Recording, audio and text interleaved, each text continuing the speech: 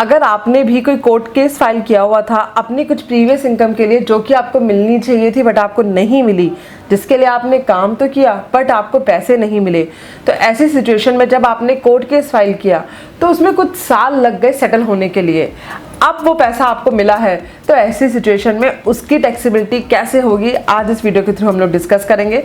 Without wasting much more time, let's start this video.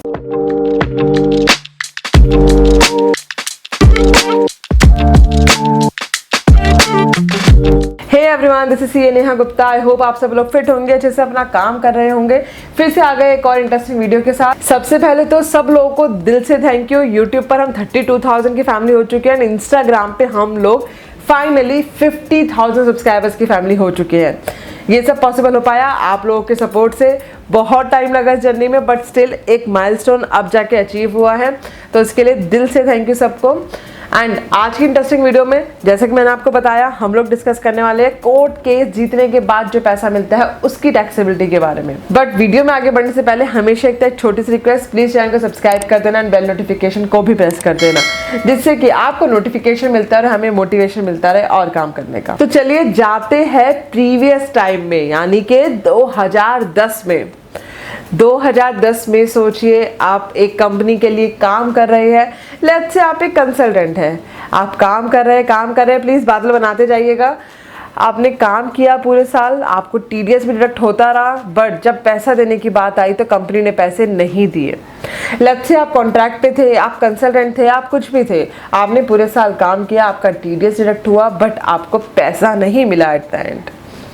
ये क्या क्या मना कर दिया गया कि ये केस तो नेगेटिव क्लोज हो गया, या फिर ये कॉन्ट्रैक्ट हमारे क्लाइंट ने तोड़ दिया तो इसलिए हम अब आपको पैसा नहीं दे सकते। तो आपने कर दिया कोर्ट केस।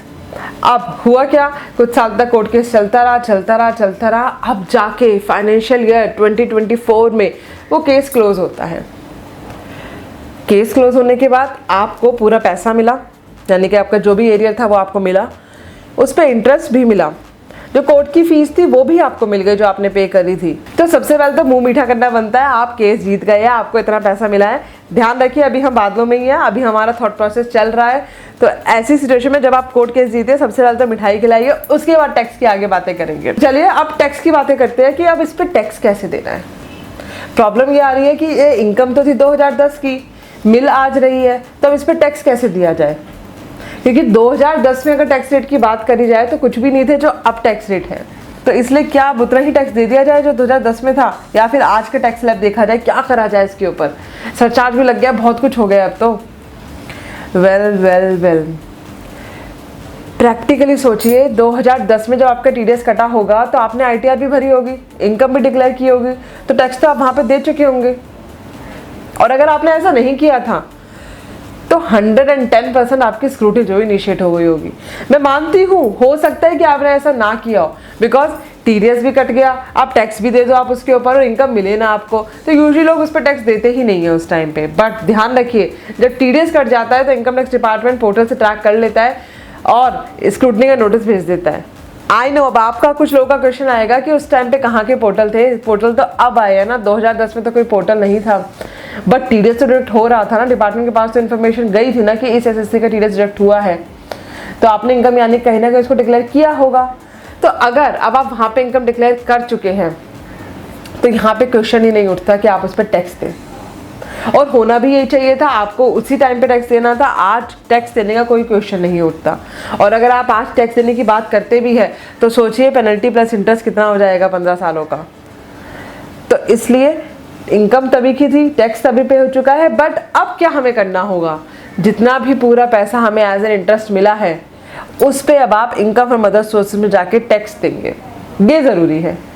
बट अब पॉइंट, नेहा आपने अच्छा खासा टैक्स बचवा दिया हमारा यहाँ पे, हमने तब जो टैक्स था हमने वहाँ दे दिया था, इनकम डिक्लेयर कर दी थी, तो अब बस यानी कि अदर सोर्सेज पे जो हमें इंटरेस्ट मिला उस पर टैक्स देके खत्म करते हैं कहानी को। बट ध्यान रखिए डिपार्टमेंट आपसे क्वेश्चन कर सकता है, तो इसलिए अपने डॉक्यूमेंटेशन को कंप्लीट रखिएगा। एंड अगर आपकी कोई भी क्वेरी है तो 3 मोड आपके पास मुझ तक पहुँचने के, या तो आप कमेंट करें, या फिर मुझे कॉल करें, या फिर मुझे आप लिख भी सकते हैं। तो सबसे पहले कमेंट करना चाहते हो तो नीचे जाके कमेंट कर दे। सेकंड, अगर आप मुझे कॉल करना चाहते हो तो नंबर है 8375831676, और अगर आप मुझे लिखना चाहते हैं तो आप जाके मेरी वेबसाइट पे जो कि है CA Neha Gupta.in पे मुझे लिख भी सकते हैं। मिलते हैं अगली वीडियो में, टिल देन बाय बाय।